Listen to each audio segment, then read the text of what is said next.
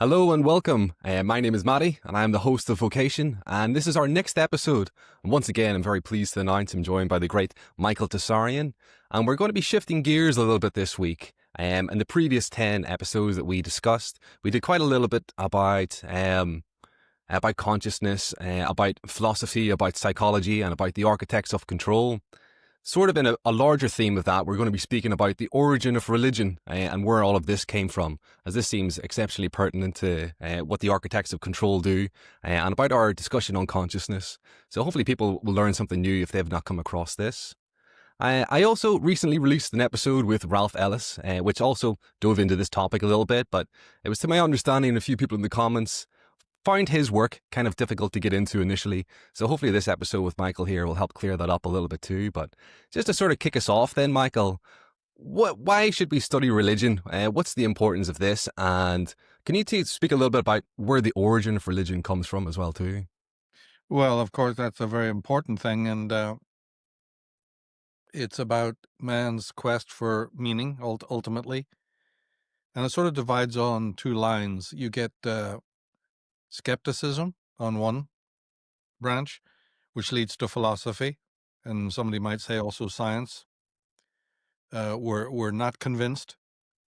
We don't have fixed dogmas or beliefs. So there's an inquiring part of our mind, and that's what leads to philosophy. And then on the other side, you've got sort of more blind belief and faith, which says, no, I don't need to query anything. I've got my faith in God or an idol or gods, right? I have my faith, or even in nothing, got faith in nothing. But that stops me having to inquire. And as a matter of fact, if you actually study history, you'll find out that this was exactly the case on multiple epochs. Particularly when I'll give you one example is the Jews when they encountered Alexander the Great and the Greeks, and for the first time, that would have been about 300 BC. And there was another sort of period of Greek influence on Judaism, in the AD period, much later, maybe in the Middle Ages. And at both these times, when the crossover took place, Judaism, although it flirted for a while with Greek thought and Greek customs, defaulted back to just blind faith. And it's a strange quirk of history that when you look at that particular dyad, the Greeks died out. They were the ones who believed in logic and reason and thinking, and query and skepticism. All those schools all faded with time. They're gone. And the ones who just believed in the blind faith continued down to the modern day. It could have so easily been the other way. And historians have no idea what really caused that. In fact, when you look back at history and at these times, it's usually the opposite that should have happened. Now, the Jew has the answer for that. The Jew goes, well, we're God's people. God arranged it this way, just like he did in every part of our life. If there was a war, if there was a famine, if there was tumult, if there was breakdown in our culture, if there was a diaspora where we were all split up and we had to move, this is all by God's will. So our faith can answer even these queries that you regular non-Jewish historians can't answer. Yes, why did the Greeks and the Romans fade and we still exist? It's like a balloon at the bottom of the ocean, right? The moment that the pressures are off, boom, it pops up to the surface. That's us. So they already have an account for why they survive and why mighty cultures all over the ancient world never did. But back to our point, the Greek, and of course the Romans were just entirely based in the Greek model. They just copycatted it to the nth degree, adding almost nothing of their own. There were modifications, but the original architecture of their culture was Grecian, you see. So the Jews had come across it because, of course, the Greeks invaded Judea back, as I say, 300 years. And that empire lasted for over 300 years until it sort of faded away. But this massive Greek influence, sorry to go on about this, but it's very, very vital. That influence lasted right into the first centuries AD and was huge. right up to the birth of Christianity. The Jews were submerged in Greek culture, and many liked it. Many were into it. We've talked about that before. The group called the Sadducees and some others, the wealthy, were kind of going, yeah, we like this. This is fine. Hey, and they leave us alone, right? And we absorb all of this. And especially the youth, by the way, the Jewish youth always took very friendly to the Greek ways. They liked the sports. They liked the wrestling. They liked the plays. They were always trying to get front seats at the different theaters. And in other words, they liked the nightlife. We would call it now. They loved the nightlife and the freedom of the Greek world. So many, many Jews took to it. But the Pharisees and some of the others, they weren't into it. And so no matter how much fertile flirtation there had been between the Jews and the Greeks, eventually the mass of the Jews just went, no, it's not for us. We're going back to the Talmud. We're going back to the Torah. And so a very important moment of cross-pollination sort of subsided. Now, there is a study of it. It still existed in the backwater, right? It's still there. I have many sources I could tell people, where to go if they want to continue researching it, because it sort of lingered. I'm talking about the mass movement. It ended from a point of view of the mass movement of Judaism, but it still lingered in the intellectual tradition for quite a while, right up until the Renaissance. In fact, the Renaissance couldn't have happened without this Jewish influence. And one could even argue even more. One could argue that even past the Renaissance, the Jewish influence in West, in terms of, Western intellectual traditions, mattered. You wouldn't have had the Islamic translations, and Ralph Ellis will confirm this, but you wouldn't have had the Islamic translations of the Greek Platonists without first having the Jews collate those works. They kicked it off. They started it. And the Arabs picked it up, got interested in it, because the Jews who lived peacefully amongst the Arab nations for over 700 years, they were into it first. Wow. So, yeah, now this is hidden. Modern scholars always like to tell you it's only the Arabic scholars who did it autonomously of their own. No, this is totally false. The intellectual tradition within Arabia and within, later Islamic caliphates was entirely Jewish. And it's only by osmosis then that some of the more highly intellectual Arab scholars sharing this interest got into it. So we even handed a bill of goods right there. But back to your original point, why study the religion? Because religion is this extraordinary quest for meaning, except that it defaults into just sort of a belief systems. But those are very, very important as well, because they're the counterpoint to the rational, logical inquiry, right? So it's like two parts of the mind, and we go through it. Each individual is going to tire of this endless intellectual process. And they're going to say, look, I just want to make it easy. So I'm becoming more of a religious person, because this thing goes round and round and round. You're just like a rabbit, you're just like an animal chasing its own tail with all the philosophy. And you and I have talked about the understandable limits. Remember that multiple occasions we've talked about the limits of reason. We have to acknowledge them. We have dealt with some of the most extraordinary ones as well, but there's even other ones. And it's haunted. The quantum scientists, the quantum world, the quantum universe is inhibited by exactly those things, the limits of reason. What more of a limit to reason do you need when I'm looking into the quantum universe and the very act of observing it changes it from what it really is, which I can't see, into what it is because I'm seeing? All right, we're done. It's that paradigm of the limits of reason taken to its most extraordinary limits. I want to observe reality, but I find out through my mathematical calculations, some of the highest brow people that have ever lived on the planet find out that the very act of my observing on the quantum level changes the quantum universe into something that it's not, something that I want to see.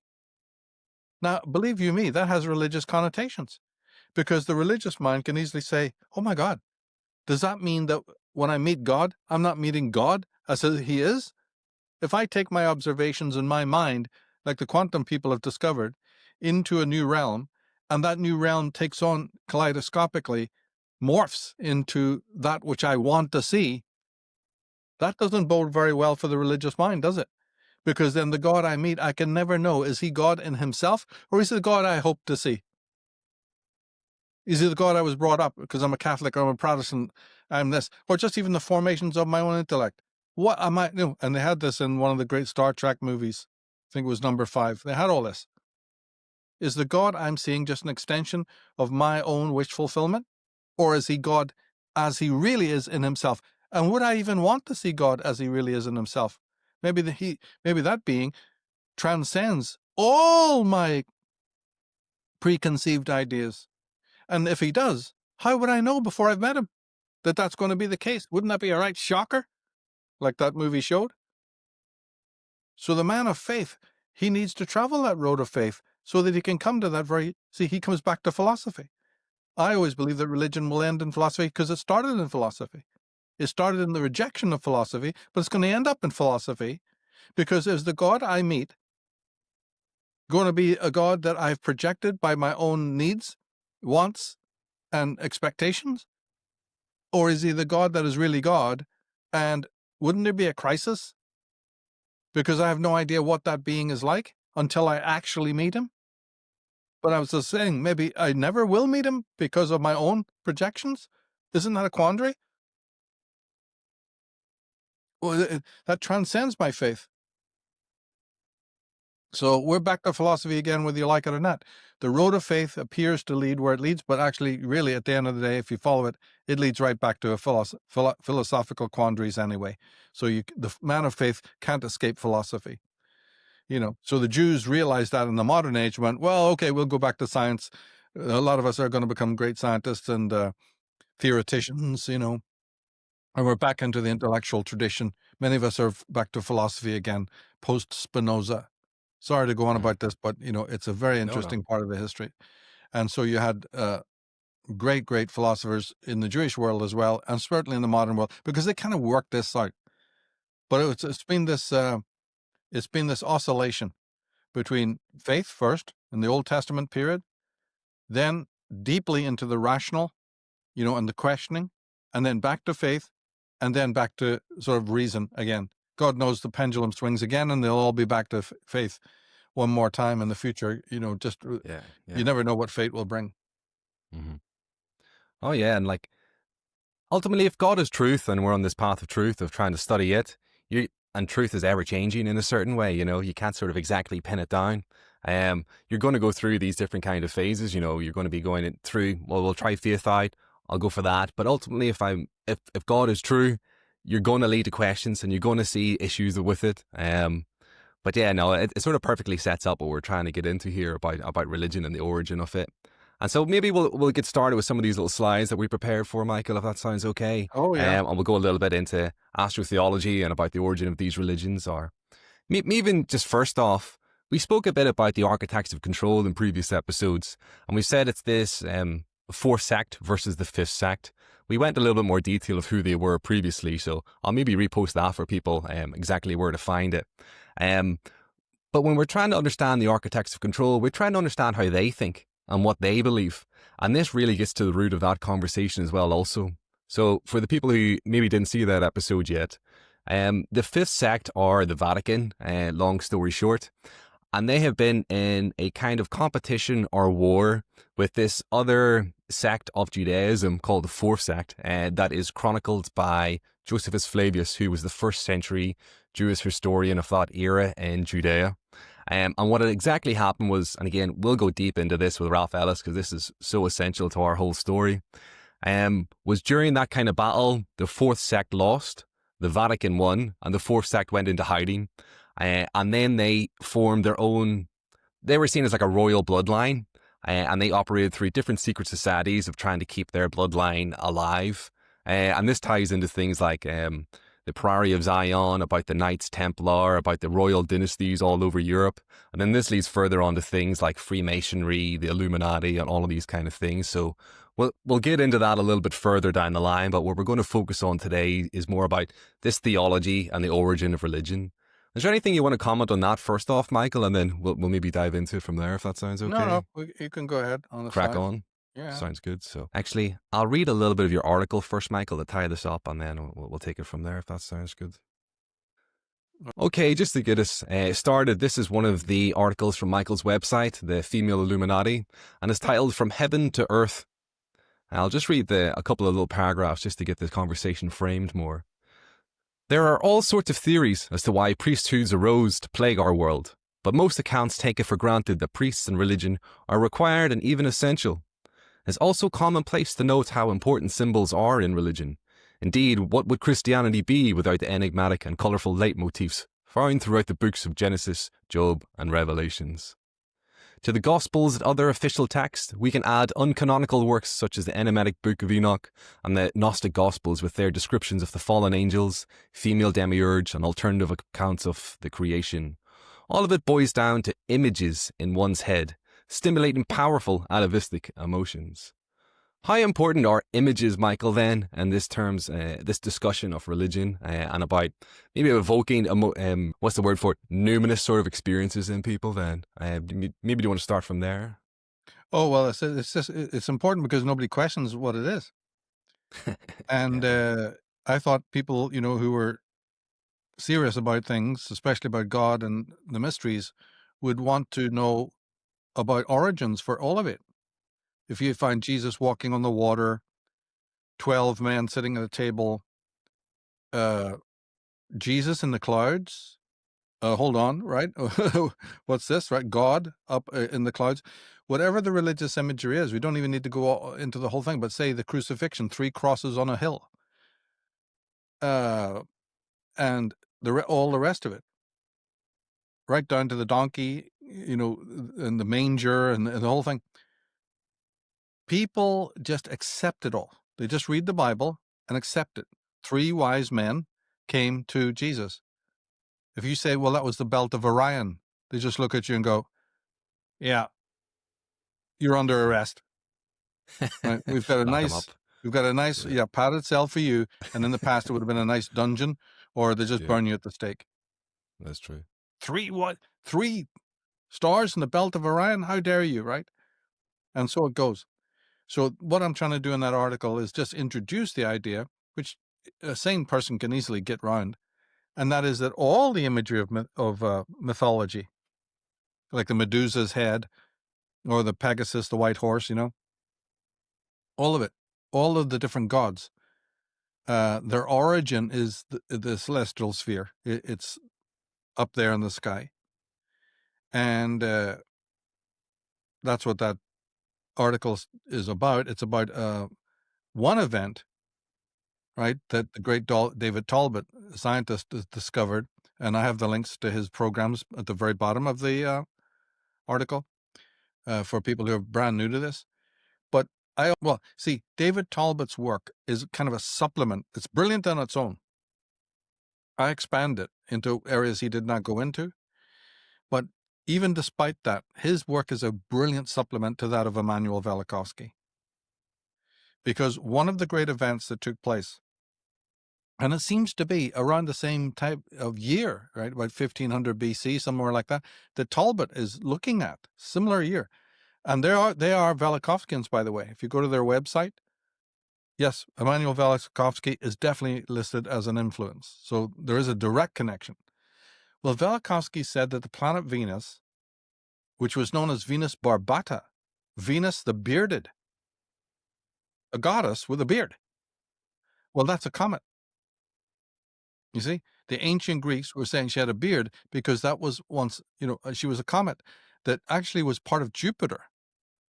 But something hit Jupiter and ejected a ball of flame that soared into our solar system erratically, passed by the Earth maybe multiple times, caused unbelievable devastation. When you and Ralph talked about the eruption of Thera, the Santorini, that volcano, what Velikovsky, who knew about that, said that you see that did not happen on its own. The volcano was caused by another cause, as were the 10 plagues. And the real cause, and Ralph and I have talked about this, is the coming of Venus. And it was only later that Venus settled down into the orbit we know it today. And Velikovsky, who had meticulously studied that very orbit, said, I can prove it to you. The heat, the temperature, the weird spin, all of the science around Venus proves exactly that it is a comet. And Comets Beaumont and other, there's other people, Ellen and Dallaire, people I've mentioned to you in the past, they all looked into this idea. And the ancients, anyway, one way or another, cometary action seems to be a huge part. And the Hyksos, who worshipped Set was a comet god. So in Egypt, the Hyksos, who worshipped god Set, who was based on a comet, was blamed. The Hyksos were blamed. They thought this is your god that created this volcano. It's your god that's passing up above the sky and causing all this murder and death and mayhem. So you're out. So what Ralph doesn't talk about, but I think, is that the Hyksos came into conflict because they were once great rulers of Egypt. There shouldn't have been any conflict, but it was partly theologically based, because the ordinary Egyptians down there, believed that your god has run rampant. Your god is Satan. That's how we get Set and Sutek, being connected to Satan as time goes by. But this is the moment. This is it. Oh, Jesus, you'd think the same thing too. So this is just an anecdote there. But this tumult, and it was Venus that did it until it more settled benignly.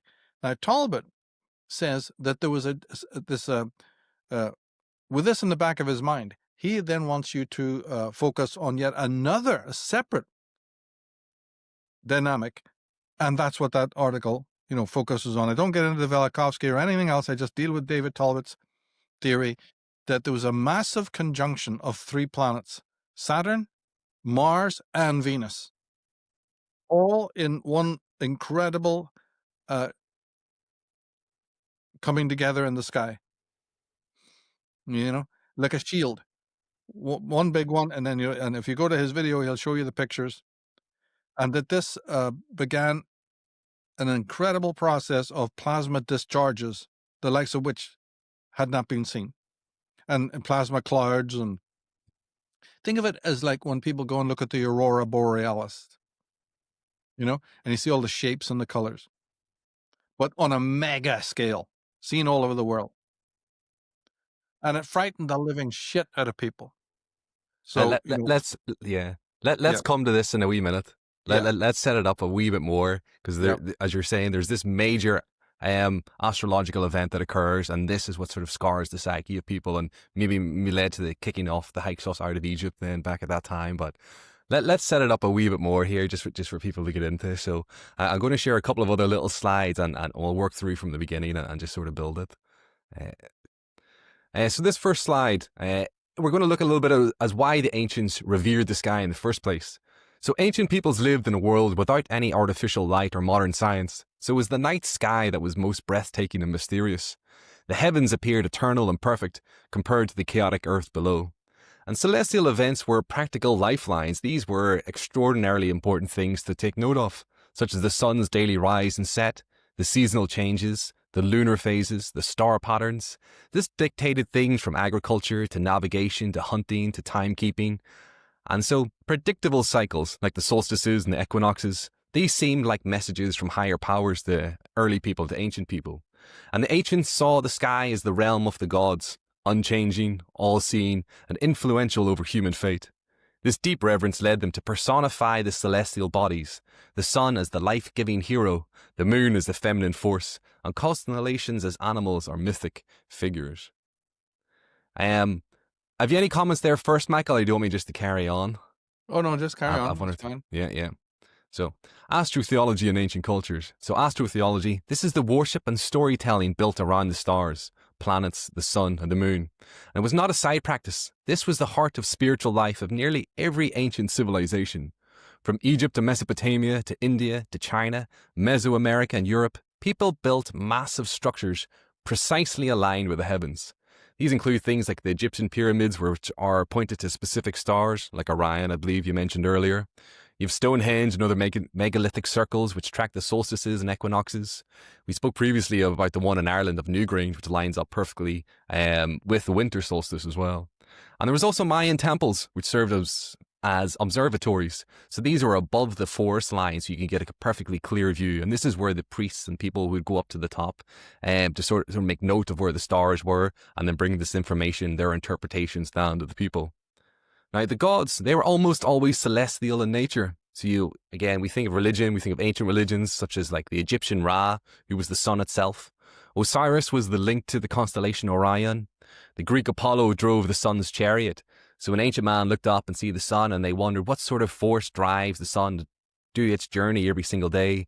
That's what they sort of attributed to. Apollo was the personification of that force. You have the Hindu Surya, which was the sun god, the Mesopotamian Inanna or Ishtar, which was tied to Venus. Now, early cultures often began with stellar worship, which focused on the stars and the moon, and these were often goddess-centered, which later shifted towards solar worship, which is sun-centered and often more patriarchal in character. Myths were really coded astronomy. Stories of gods dying and rising mirrored the sun's apparent death at the winter solstice, where the days are shortest, and triumph of the rebirth of the sun and the days lengthening then once again. The zodiac, which is the 12 constellations the sun travels through each year, became a universal template. This is why the number 12 appears everywhere. The 12 Olympian gods, the 12 labors of Hercules, the 12 tribes of Israel, the 12 nights of the round temple. And then finally, many researchers, including yourself, Michael, and others such as Gerald Massey, Alvin Boyne-Coon, as you'd mentioned before, they'd argue that today's major religions, especially the Abrahamic ones, are built on these same ancient sky stories, reworked into earthly histories and literal figures. The core idea is simple. Ancient solar and stellar myths were gradually turned into stories about real people and events, often to give religious authorities more control over followers. Classic examples of shared solar hero patterns across cultures include being born of a virgin around December 25th. This is when the sun is born after winter solstice, emerging from the constellation Virgo, also known as the Virgin. So the birth of the Virgin, it's extraordinary this when you learn it. The ability to perform miracles, the sun bringing light and life, has 12 followers or companions, which is the 12 zodiac signs, dies on a cross or a tree. So this is the sun being crucified at the equinox, the sun god, the light of the world, dying at the equinox. And that's where it crosses the celestial equator, or the horizon, so to speak. And then it rises again after 3 days. This is how long the winter solstice is. And so that's the sun beginning to rise higher after its pause. Figures, again, religious heroes throughout time, these central figures of religions. We have all of these traits that we just went through, include people like the Egyptian Horus, the Persian Mithras, the Indian Krishna, the Greek Dionysus, and then later, of course, Jesus. So I've got two little images that I'll share first, and then I'll pass it back to you, Michael. So this is the image people typically see of Jesus. Again, you have this big halo surrounding the head. Again, the light of the world, the sun god, which is where this emanates out from. And people then superimpose onto this, onto these sort of larger motifs. And the other one you have is Miri with the 12 stars, the 12 stars that halo around her head, which is obviously clearly a reference back to the zodiac. So I'll maybe stop sharing there for a moment, Michael. Have you any thoughts on that so far, or we sort of laid the groundwork a little bit of what we're speaking about? Very good, yes. And one thing I do bring to the table that no one else does is the role of the female in this. The female was the first to chart the sky, not men. And that's why there was a connection to her cycle, the menses cycle, and the moon, the menstrual cycle, and also agriculture, but also the timing of when to pluck, well, not just pluck, but plant herbs.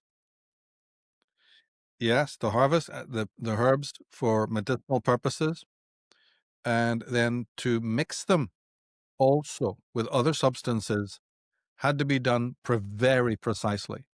And it was thought, as time went by, that you even had to do that at certain times. Well, it's just you're just following the natural cycle. You're just following the growing cycle.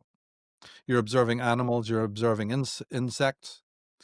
And a lot of what baboons and other species do also seems to correlate with cycles of the moon. That's why the god Thoth is who represented the moon is symbolized as a baboon, for instance. You see, so the animal life seemed to also synchronize this. And for people who are interested in that, they should get into the works of Gerald Massey, who details all of that and why the Egyptian gods are even, with animal heads a lot of the time, is because, yes, they do represent a stellar phenomena, but they also represent humble, ordinary animals on Earth, because the Egyptians were meticulously aware of the connection between the two. But ultimately, when it comes down to it, time itself was calibrated by women, and the measuring of fields, how big they should be, right? Which we would later come, see, agriculture is a nice big fat word, but you got to break that down. Why is an acre an acre? Why is a hectare a hectare? How do you divide that? Should it be sloped? Should it be flat? Should it be, what do you plant next to each other in the fields? All of this. If the river floods, might it not kill all the crops? So it needs to be near water, but maybe not too near water. So who came up with all of this, right? So this was largely based in what women were doing in ancient times. You would never believe, you would be amazed. And this is why the symbolism that one could talk about, whether it's Celtic or Egyptian or what have you, is so replete with images of the female goddess and so on, just like you showed with the Mother Mary. So that's something I would definitely, and I have. In fact, even in this article, the last captions, the last paragraphs, explore that as well, because it was key to the sorceresses that were of the very first secret society, that you later called the Priory of Sion. The Order of Sion originated in a female sisterhood that was way, way into this that we're talking about now. Yeah. Yeah, that's fascinating. Yeah. And so I'll carry on with a couple more slides and that'll just continue our conversation from there. Okay. Yeah. But I think this is the most interesting subject. I think this is, if you're new to this is fascinating, I think. Yeah. So let me bring this back up. Okay. So this gets us back to ancient Egypt a little bit and about this major solar event or astrological event that occurred at the time. So just to read a bit of this. Few denizens of Earth today have learned to identify the 5 visible planets against the starry dome. Earlier cultures were not so complacent about the planets. They invoked these bodies with fear and reverence. In ancient Mesopotamia, astronomer priests insisted that the planets determined the fate of the world. In their prayers to the planets, they summoned memories of heaven-shattering catastrophe. What was it about these celestial objects that inspired this cultural anxiety? And why did so many ancient accounts insist that the movements of the planets once changed? So that was Plato's message more than 2,300 years ago. The Babylonian chronicler Berosus said it too.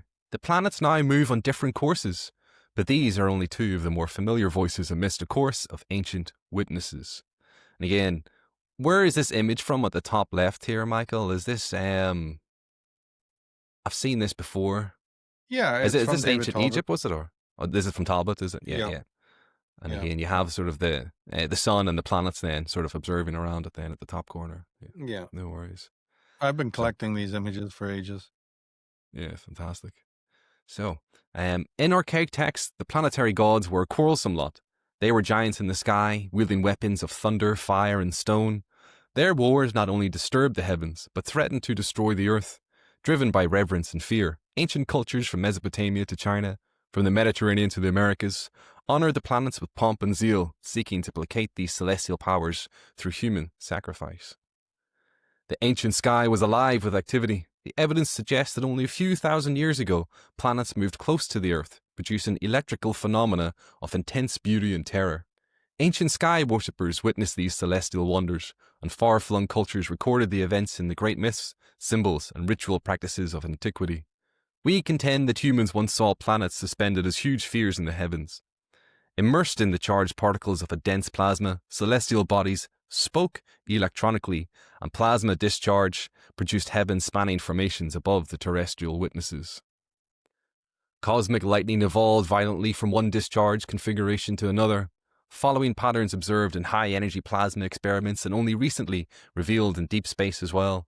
Around the world, our ancestors remember these discharge configurations in apocalyptic terms. So yeah, Michael, is it just that there was one big giant event that occurred, and this is what got everything all kicked off then around the time of the Hyksos? Or was there an earlier event that you've seen, or what are we speaking of here? This is only one event. Oh, this is only one event. This is not even the great catastrophe at all. This is just one event. Like I said, the other ones would have been comets, and then there was even ones before that. Meteors and comets have always, they're recorded the world over as striking. For America, the Balkans, it's unbelievable, right? But this particular one, the coming of Venus, was particularly devastating, and one of these events, you see, triggers other ones. There's a roll-on effect, you know, and so and it's very, very devastating. But in this case, something bit bizarre happened because it was almost like a big IMAX theater.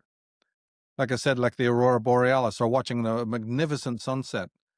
And people come out and they're seeing, like those slides said, this is the gods speaking to us.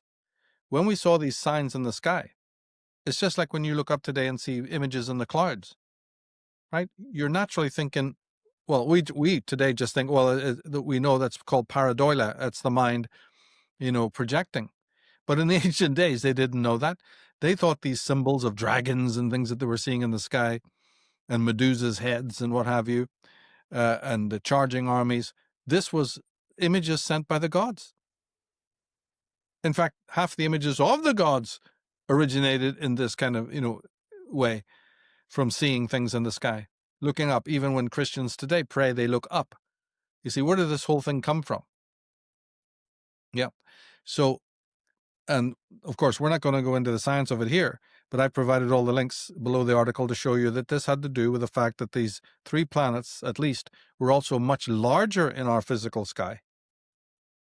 See, there was a book written by the great Lloyd Pye called Everything You Know Is Wrong. What we're talking about right now, if not, exemplifies absolutely for the normie that point. Who could ever imagine it? Now, Hollywood seems to know something because in movie after movie, science fiction movie after movie, they show huge planets, right? Enlarged planets. Go and watch your Star Wars again after you've listened to what we say, and go and watch some of the other sci-fi shows, and by God, you'll soon see that they are showing you this. But it's fantasy, right? Yeah, right. Fantasy that bypasses the left brain and goes back into your atavistic memory. This happened not even that long ago. Okay, it's centuries, but it's a blink of the eye. But back to the core point, because in the article I don't get into the science. I just put the links because that to me is not the important thing. The important thing is that there was a absolute IMAX theater going on, and the whole world had to see it. And whether it was on pieces of parchment, whether it was on the sand, whether it was in clay, they started to, quickly sketch some of the images they were seeing. They did it afterwards because the actual time that the constellations came together probably wasn't that long. But we don't really even know. It could have been long, could have been many days or weeks. So, we don't know because everything was different in those days. But even if it was fairly short, what had happened was that people from their memory and people at the time started inscribing these symbols so that they could remember them later on. They thought, remember, this is easy to do because they literally thought that gods were speaking to them and you better pay attention. So morning, noon, and night, people were up. And so you saw these big 8-pointed stars, you saw these flashes of light, and all the other images. And in the article, maybe you can read some of that later. There's the list of symbols, right? Not right now, but in a minute, just to get people oriented to what we're talking about. And these symbols then became the stock footage of the mythologies. That if you're looking at mythology from a rational, modern, Western point of view, it just looks like so much garbage, right? I mean, you just get frustrated. Wars of the gods and witches on broomsticks and Jesus walking on the water and chasing a deer and all the other palaver that you find in the great myths, gods with the thunderbolts and all the rest of it, and Thor fighting the great Midgard serpent and a world ash tree. And you're just going, I am done. I grew out of this when I was 7. Thanks, Mom and Dad, for reading me the great, fairy tales. But I don't believe in goblins anymore or angels. You see, because we blocked it out. And you also block things out, as we've talked incessantly before, because of trauma. Things that were traumatizing and threw you off your kilter, we have blocked it into the unconscious and to the right brain. So there's even other pathological reasons why things get forgotten as well. But they're not forgotten. They're only pushed under the surface. And so what then this, once you watch the two videos, Signs in an Alien Sky and Thunderbolts of the Gods, I put those links, in the article at the bottom. David Talbot's work really is standalone. You don't need to know anything about no comets or Velikovsky or, Earth cataclysm from the past if you don't want to. This alone is a very important moment in history, because when these people were recording these symbols then start turning up later on in the pictographs, in the petroglyphs, in the temple decoration. All of it. Almost everything you see on a Masonic temple, on a great cathedral, right? The stars, the rose windows. Rose window. What do you think that is? Where do you think it came from? So when I go back to my point that people just accept the symbols and they know they're precious, but they have no concept of where it all came from. Neptune and his great trident, Shiva, right, and his trident, and some of the universal symbolism. And I have many pictures in the article, to show what I'm talking about.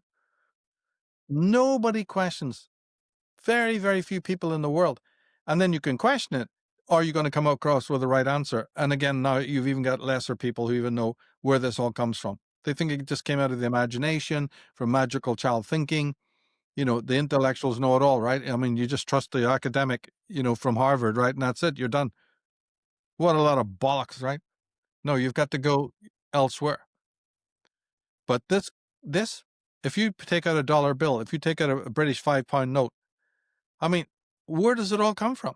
The great web and, the web that you see, the web design, the great spider, the great cornucopia.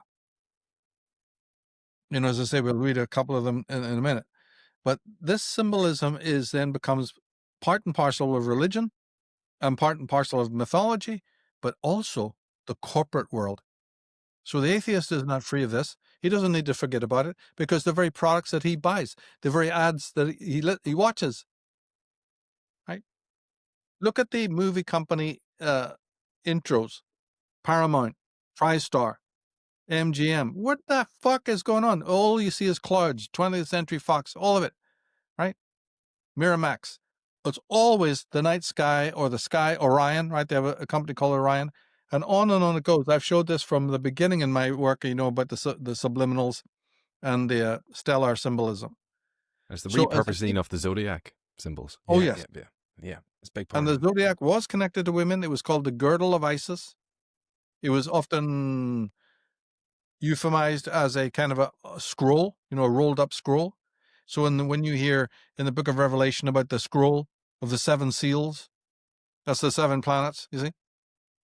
But the ancients knew immediately. You say scroll, and you mean the female mysteries. When you look at the second card in the tarot, she's holding a scroll, the high priestess. And the colors of the whole thing.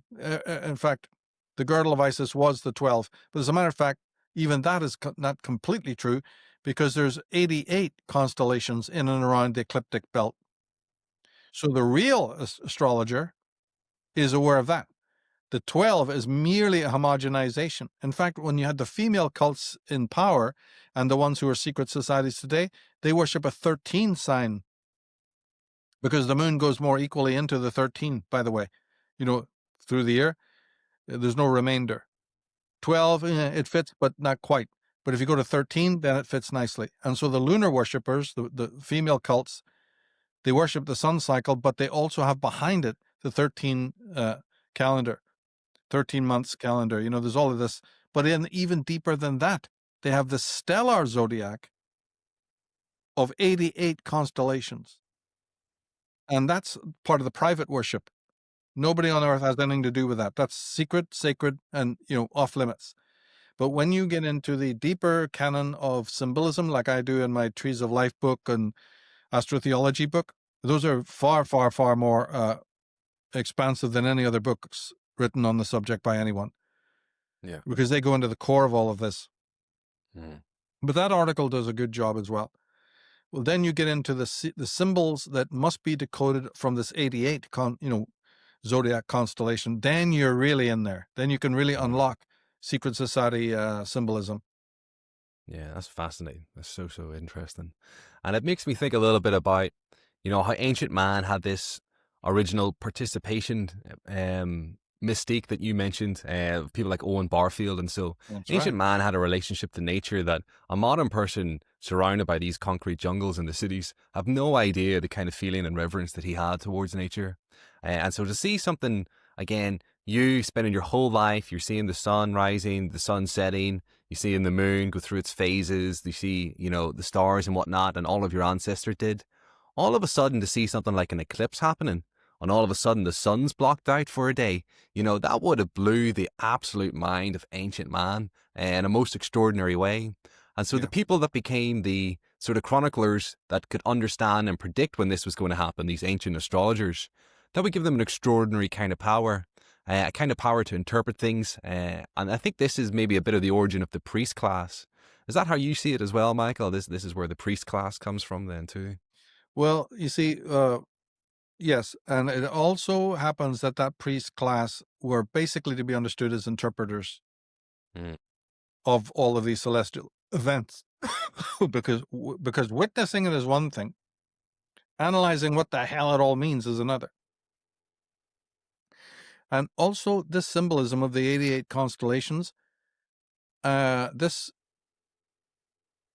archive of knowledge turns up in all the Bible, the Old and New Testament. Yeah.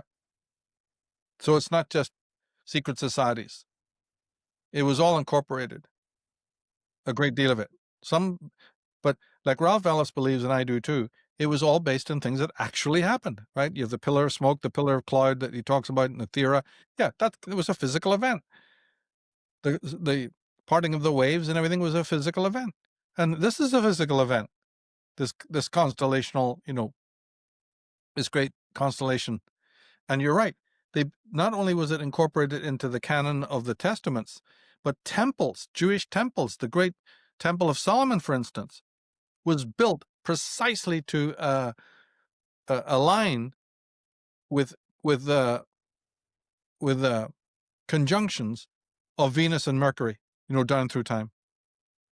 Yeah, always. And that was an event known as the Shekinah to the occult world.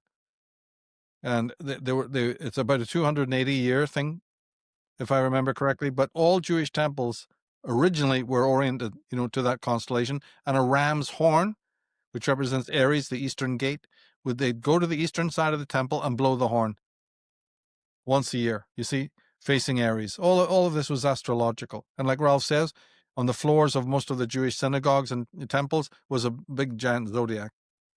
But back to your question about the priests. Their symbol, for as long as you can imagine going back in time, was the six-pointed star or hexagram that's identified with the Jews today. But no, they borrowed it from a much older Aryan tradition. And the upward pointing triangle in it represents the gods. They were known as the Illies. And the downward pointing triangle is their servants, the priests. And so the badge that you wear of the pentagram, sorry, not the pentagram, the hexagram, represented that you were a priest.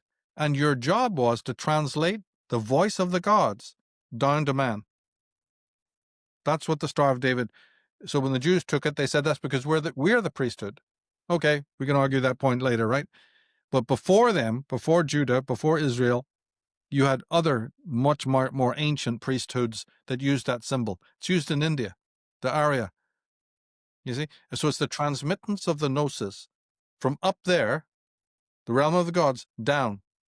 And wherever you see that, that's not an evil symbol. It's just, that's what it's about. Transmitting. That's the job of the priest. But the point I make in the article is this. Why is it on the Female Illuminati website? Because it has to do with the women again. It turned out that because so many of these discharges and symbols turned out to be female, there was a fair share of female symbols turning up, like I said, the Medusa's head and many others. like the symbol of Mother Mary standing on a crescent with the stars all around her head. How do we know that that didn't originate from, an apparition from this moment in time? So it turned out that the woman was being overrepresented, and therefore it became obvious that men were going to be a little bit shy in their interpretations of what this all meant, because you're seeing these enormous goddess type figures, and so this is give the women their entry into this art of interpretation very early on in Egypt. And this, I think, gave birth to what I call what the world calls the historians know as the Great Royal Wife line, basically the earliest secret society. They stepped in and said, we'll tell you, we're going to interpret. And they were allowed to. And it turned out that their interpretations were better, for the most part, than the men, who weren't doing a good job. This is in antiquity. And so a competition took place. So much so that in the Nile Valley and in other countries, there was a rivalry. And this is how what we later slightly erroneously called the matriarchy began. As we've explained, it was something a little bit different than that, right? But it was a sisterhood that had pockets all over the world. And this looking up to the stars seemed to be their penchant. That's why in the tarot, card number 2 and then 3 is the High Priestess and the Empress. They're featured very early on in the tarot, and all the way through the tarot, there's a lot of female symbols there, right? It's because this was originally what you're talking about. Those pictographs in the major arcana are also symbols that were seen up there, or, semi-related to what was seen up there in the sky. And not just that, but of course, but there was this as well. And so it's just one of the great pages from the canon. If you actually want to go to that list and read some off for the viewers, maybe not all, but the list I made there of different symbols we're talking about. Worries. And I have a quick wee question just as well. Yeah. It's got me thinking, you've mentioned the occult a few times, and one of the sort of the maxims of the occult is as above, so below, as within, so without. And so what happens up above in the heavens, there's an internal version of that happens within man. Again, we're a part of nature. And we project our understanding onto the heavens. And so interpreting them helps us to understand us. Is this the point of why these secret societies take symbolism so important? Why should somebody study these 88 other symbols or houses, as you mentioned, off the zodiac? What's the point of doing these rituals of going to the east and blowing the horn? What benefit is that to somebody with it? Why would the secret societies be such a big part of that? Is it just tradition, or is there some sort of psychological? I think it was trauma. When the original events were happening that we were talking about, it was so bloody traumatizing. But that normally, when you're traumatized, you usually cower from a thing and you don't look at it again. You want to avoid it. But this was different because they thought it was the gods painting a picture in the sky, writing on the sky. Remember when Daniel is with Nebuchadnezzar and there's a big hand comes down and writes on the wall, something God is writing, or when Moses sees the tablets, God's hand is writing the tablets. You have this again and again in the Bible. That's what's happening. So they couldn't turn away. They were forced to look. And so from this moment came the habit of looking up to the auguries in the sky. It was a roll-on effect. Gods are probably even angry with us, or at least they're trying to communicate something with all of the symbolism that's been happening, and we better be dutifully paying attention. And so priestess cults and priest cults began. Now, they were in rivalry, as I said. This rivalry was there. I'm convinced of it. But either one of them thought they were doing good. One way or another, you just said, we're going to focus on these symbols, and we're going to interpret them. And so the male groups said, well, here's our interpretation of that. You saw this big man on a white horse, or what appeared to be a man fighting a dragon. But then the women said, oh, well, we'll tell you what that's all about. You see? So over the years, this argy-bargy became the sacred sacerdotal symposium of sitting around and chewing it over, just like you get in the Talmud, right? Where the scholars would sit down and then debate about what a passage in the Torah meant. This is exactly what we're talking about. They sit around and debate about right? This is how priests did it. And it's your version against our version. And it's your argument against our argument. And this thing never stops. You know, it went on and on and on. But of course, it faded from view from the physical world of the normies, you see, because they got preoccupied with other things like the Dark Ages and killing each other, you know, and the Mongols and the Huns and fucking Islam and all, you know, they had plenty on their plate. So this went underground. And it's very, very addictive, of course. But the ultimate premise is the gods are speaking to you. They're writing in the sky. They're not doing it for fun. You know, just like the slides you read that I sent, they're telling you that the gods are trying to communicate, and maybe they're even angry, so we have to placate them. But at the very least, we've got to, you know, listen to what they're saying. The goddess is speaking. That's Venus. Then Mars, the god, is speaking, and Saturn. You see. So each tradition wants to vie with the other tradition. The Greeks, the Mycenaeans, the Minoans, the Egyptians, the Hyksos, the Celts, the Norse. They're going, we look, just you listen to us. You just listen to our priesthood. And so it all becomes fragmented. And then the secret core of what happened up there is forgotten. It took a David Talbot. It takes a Manuel Velikovsky, right? It takes a Wallace, you know, Thornhill, these brilliant men to come back and crack it. And of course, they're suppressed. Go to read the Wikipedia page on Velikovsky's book, World in Collision, how they deride the man. You see, we're still not there today, even though everything he wrote was proven completely correct. Yeah. Yep. It's absolutely I think he atrocious. spoke with Einstein. Yeah. He was a I think friend. They were all Einstein wrote friends. to him. Yeah. That's right. Yeah. And Yeah. so, and he was a very, very close friend of Freud. And Freud was a genius who was into the whole story of Akhenaten being Moses. That's one area you guys didn't cover with Ralph, but maybe in a future program you will. That the The being we next call episode will Moses. blow your mind. Yeah. Oh, good. Yeah. You Sorry, see, go because ahead. that Go needs ahead. to be covered as well. And then in my work, I'm also convinced that the being called Melchizedek, a strange character, a king, you know, that Abraham met as Abraham was coming into the Holy Land, right? And he's meant to be just a shepherd, although he was meant, first of all, he's meant to be a high priest and royal figure in Ur, but as he makes the transition, suddenly he's more humble and he's just a shepherd. But then as a shepherd entering into Egypt, he first meets this weird character called Melchizedek from Salem, right? No. This is another euphemism for Akhenaten. This is about the Atenists and the great king of the sun, you see? But it's done subliminally. This is how these ancient scribes did it. They're messing with your mind. Now, another euphemism for Akhenaten was Moses. And guess who was onto that? Sigmund Freud. So if Sigmund Freud was into it, then Velikovsky must have been into it. And guess what? He was. He wrote a book on it called Akhenaten. You know, he spells it Ikhenaten. Oedipus and Akhenaten is the name of the book. So maybe you can even put a link to that.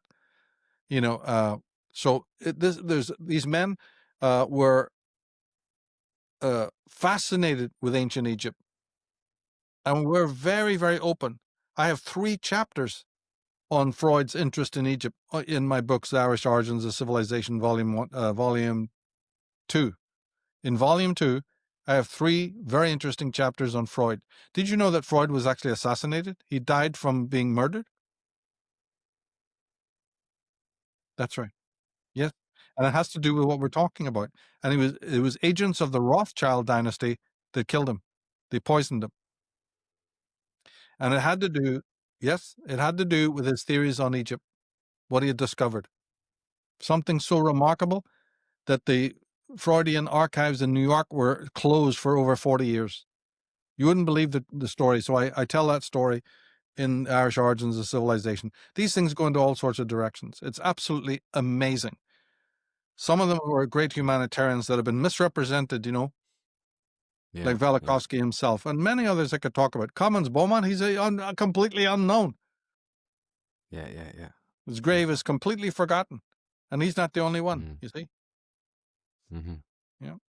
Yeah, no, it all seems to just tie back to ancient Egypt. This comes up again and again, and there's so Yes. many mysteries surrounding it as well too. And a lot of these secret societies, they tie back to ancient Egypt. When you're looking at sort of the history of sort of the Jews again, this ties back to ancient Egypt, which me and Ralph Yeah. get into in that first part of the episode. That's The right. second part will be out in the next couple of days as well. Also, again, we speak a lot about Akhenaten and then about his expulsion, which is a kind of second exodus from Egypt as well. Also, That's so right. people can stay Vitally tuned for important. that with it. Yes, it's very Yeah, important to yeah. know that there was two exoduses, and it can Hmm. be as confusing as hell if you don't know about that. Yeah.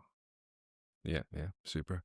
So I'll call up a couple of these little symbols that you'd mentioned just from the article, and we'll take it forward from there Okay. again. Super. And so this is image Yeah. one. Here is another image, and then here's a list of these just different images that people can see. So I'll read some of these out for people. So the scythe or sickle, as seen in the hands of death and Father Time, the lance, as carried by a heroic knight, a spear, as thrown by Saul, an angel with swirling sword, as in the Genesis story, the luminous magical sword, as in the case of Excalibur and earlier Irish legends, the great cauldron or chalice, as found in Grail legends and Irish mythology, the thunderbolt, as associated with Zeus and other deities. And it continues on. There's quite a list here for people to check out. So things like the tongue of Right. Kali, a necklace of skulls. Yeah. And you've got a few images that come up afterwards as well too. But people got to check out this list. It's really Right. extraordinary. Yes. Um, so there are many more iconic symbols associated with the Great Conjunction. As they appeared, they were quickly recorded, and even afterwards assigned priests were careful to commemorate the heavenly drama as best they could. In fact, it became a central duty to not only faithfully record the heavenly signs, but to interpret their meaning. I believe this is the origin of what we know as priestcraft. One has only to examine the bizarre and outlandish writings of Jewish scribes as found in the Torah, Talmud, and other rabbinical works to confirm this statement. And there's another one here that people can see as well too that are really extraordinary. I'll call up some of the images that Talbot wrote and then sort of overlay them with these because I think people will see them even more clearly. Mhm. But just to ask you a bit more about it, Michael, then, um, the main history that people need to know about these secret societies or these architects of control, it heads back towards ancient Egypt. So you had this major Exodus events of the Hyksos leaving. And again, this was not a mythologized story of Moses parting the Red Sea and these pillars of cloud, of smoke and fire. Ralph Ellis gets into how these were related to this volcanic eruption going off. You were saying this has to do with this astrological event that occurred of these three large planets coming together. Um, this follows then further. There's a second. This follows the Jews being sort of kicked out, the Hyksos being kicked out of Egypt as a result of people blaming them for this astrological event occurring and for this catastrophe occurring with the volcano erupting and whatnot. They leave. They go to Judea. They then, in the future, return back a couple of hundred years later. This is the story of Akhenaten, who then also gets kicked out of ancient Egypt. What is sort of the story a little bit with Akhenaten getting kicked out? To my understanding, I think he was the guy that brought in monotheism. So he was kind of a rebel figure at the time, somebody who brought massive change. And they're being kicked out. They end up spreading over Europe. Is that correct? And this is what led towards um, going towards Scotland and Ireland. And his daughter, I believe, was called Scotia. This is where the name Scot or Scot comes from, hence Scotland. Can you speak a little bit more about these people that were kicked out and their link to ancient societies then, or these secret societies and the architects of control? Maybe just give people Yeah. a macro view of that, if that's okay. Oh, Yeah, yes. And this is the theme yeah. of the double volume Irish Origins of Civilization. And there's a lot of free material on my Irish Origins of Civilization.com website for those who are interested in this. It's very vital that people understand this period and also kind of understand. Well, volume 2 is subtitled Akhenaten and the Dark Side of the Sun. What's that about, right? Is because I don't believe that it's 100% true to say that he was a sun worshiper. That's what it's meant to look like on the surface. And you'll never crack it if that's as far as people go. In Egypt, you see, the great scholars know that there was a private worship amongst these nobles, these noble families. Yeah, it's accepted, but not by the public. They don't know anything about this. So the Hyksos, you see, are no different. And Akhenaten was part of them. He was related to them. And basically, he had private worship going on as well. And that was of the Set of Set. This was of the dark side of the sun, the private worship. But out front, there was the solar worship, which is common he's known for. So he rules, and what he tried to do, he's a demagogue. He was a authoritarian type who literally went around systematically suppressing every other sect and cult in Egypt. All the other paths were crushed violently. Now, Egypt had never known, in its entire history, had never even known what that was about, because it prided itself on different nomes, as they're called. These are just temple sites along the Nile. There was dozens of them, right? And they were all allowed to thrive with different ideologies and different theologies and theocracies, all allowed to coexist.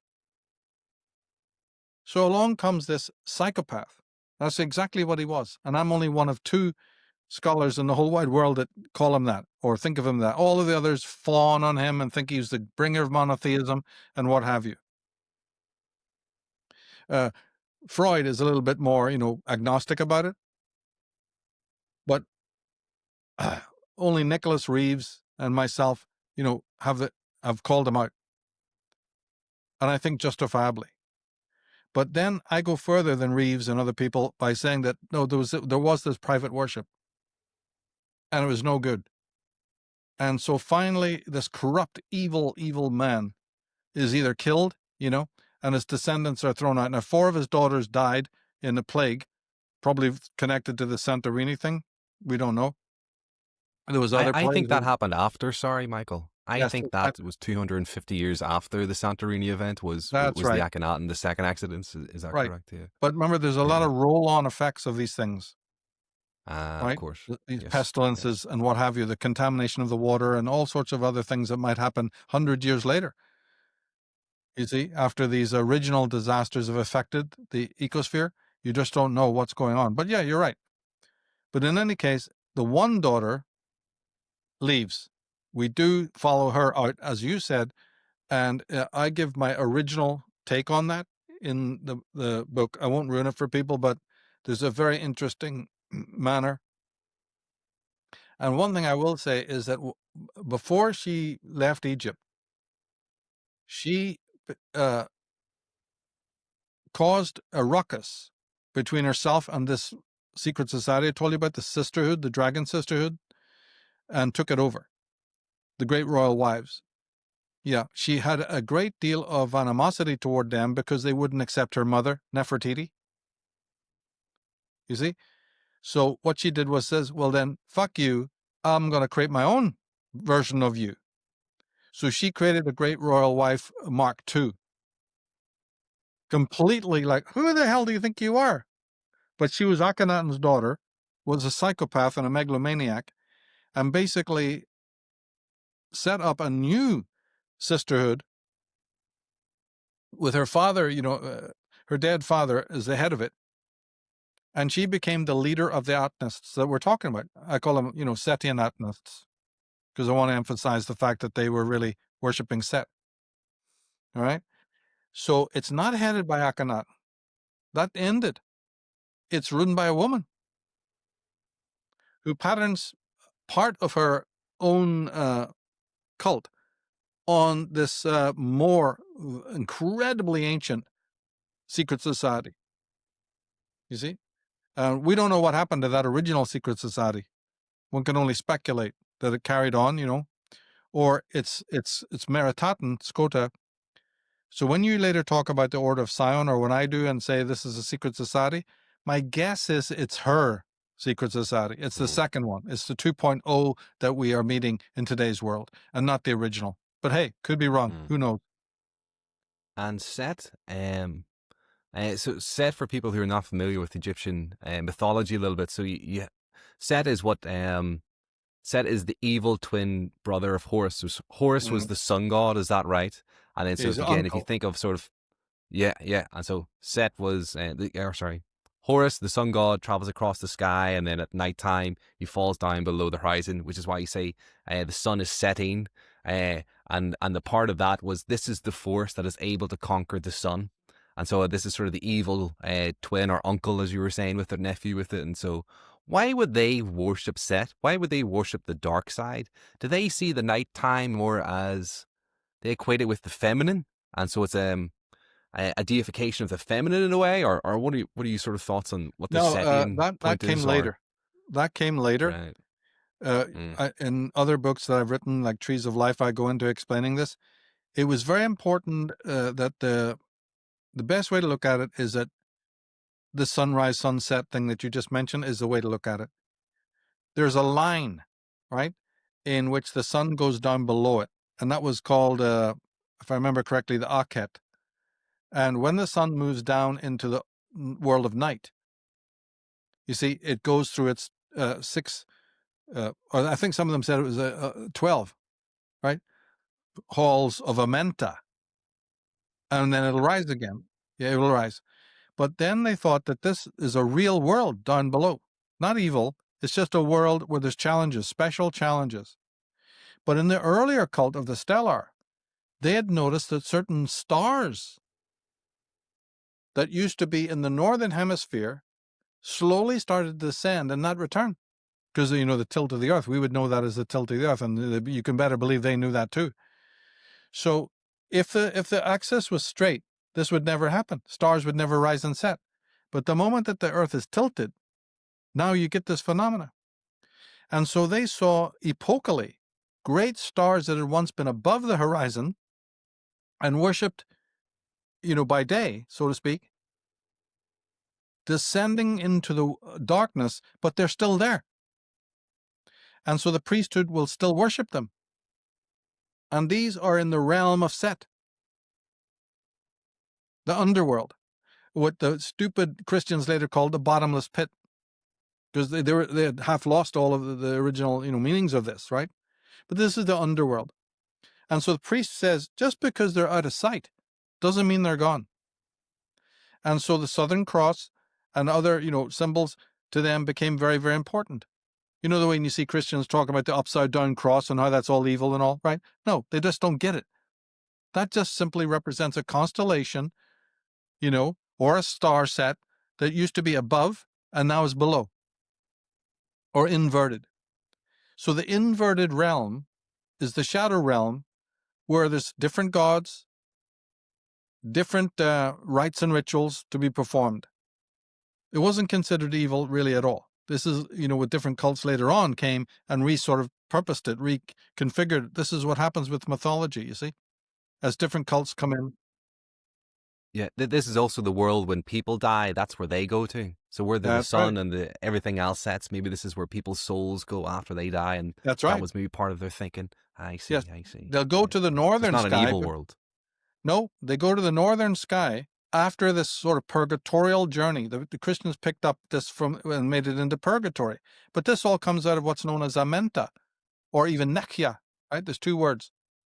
And the Akhet is the actual celestial sphere and the equatorial, the ecliptic, the zodiacal ecliptic, not so much a simple rising and setting of the sun. Yes, that can be seen as one thing, but they really understood it as the ecliptic, that there's an above and below of that. And so it was actually quite benign. It was just the realization that a great star has fallen. So when you hear about Satan's fall, as he fell like a star from heaven, right? You have the Masonic blazing star. So these are the gods that have sort of disappeared from sight, but they're still there and they're watching you and they know, right? They might even be called the Watchers.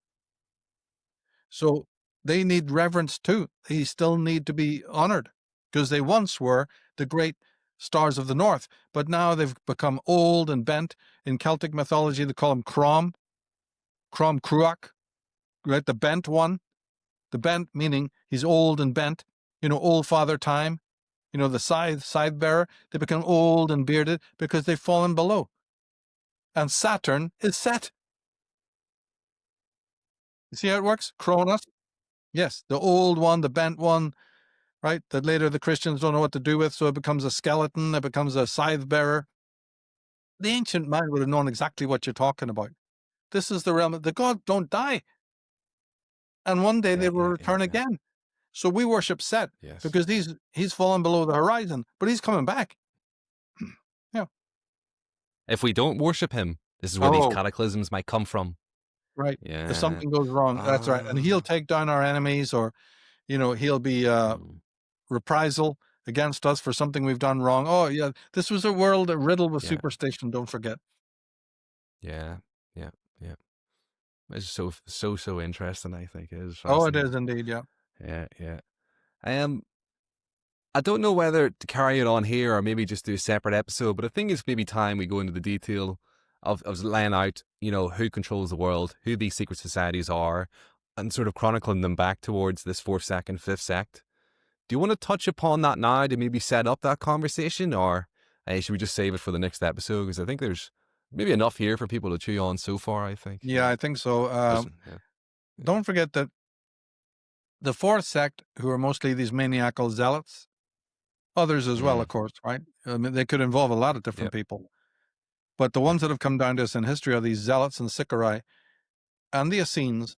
They were absolutely obsessed with the night sky. Nothing was more important. That's why they could. Yeah, and John the Baptist may have been part of this, very much so. Yeah, these were stellar priests, and they knew all about it. And they were astronomer priests, and they watched the stars, and they prophesied, and they warned, and they scared people, and they talked about the heavenly Jerusalem. Right? What's that? It's the zodiac. They talked about Mazzaroth. And so why they moved out to the boiling desert at such a low altitude is because they didn't care about the world. They were looking only up to the stars. They looked to the night. They thought that the sky was going to open and the God would come out with all of his, angels and save them. Well, where did that image come from? It's coming from this time, right? Not long before this event. Why, of course, ancient man is going to be doing this because this event we're talking about just happened. And so they're thinking it'll happen again.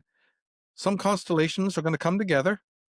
Let's try to map them so we can predict when it's going to happen. As I said, one of them, there was the Shekinah, the conjunction of just Venus and Saturn. But there's others. They may have thought that this triple one is going to come again anytime. So they were obsessed, and they also were obsessed with being ready. So they wanted to have a little monastery, a little community, where should this happen again, 100% of them would be out there scribbling down the notes.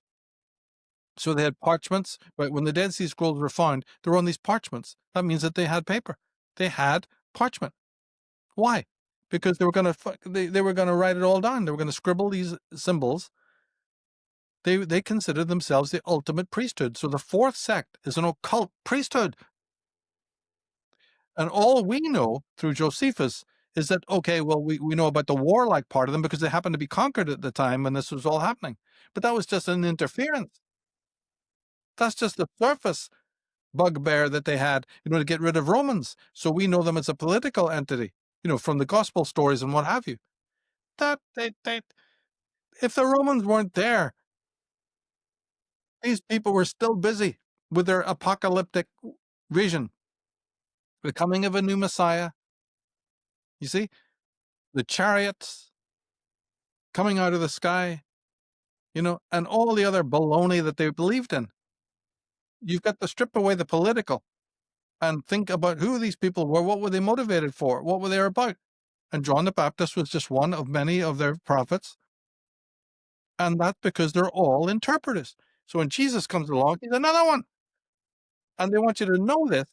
The scribes wanted you to know that he was, so they encode it in the story of Jesus where he goes to the Mount of Olives, or he has a feeding of the 5,000, which is purely astrological, and all the other things that Ralph is an expert in, and others, that if you go to my astrotheology site, there's dozens of authors who've decoded all of this. You see, so astrotheologyzone.com. So they understood that this is all wink, wink, nod, nod. Even Jesus's birth in the inn, visited by the Magi, right? All of this is all to indicate he's a stellar worshiper. He is a man of the stars. And he is an interpreter. And other interpreters come to visit him. The Magi are interpreters following the star.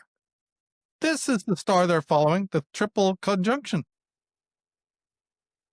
Nod, nod, wink, wink, right? It's like this is a conflagration. This is a conflab of these men. They're all Magi.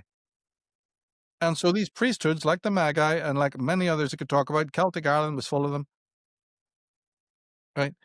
Of course, in my work, I emphasize the female, but it doesn't matter, right? The whole idea is that the priesthoods of the whole were Brahmins. What do you think a Brahmin is, right?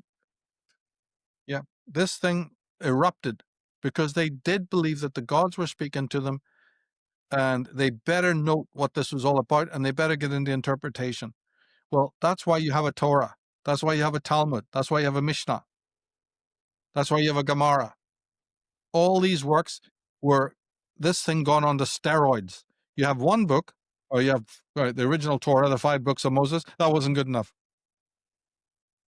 because it demanded explanation and further mulling and interpretation. That becomes the bloody Talmud. But that wasn't good enough. Then after the Mishnah, then you had to get the Gemara.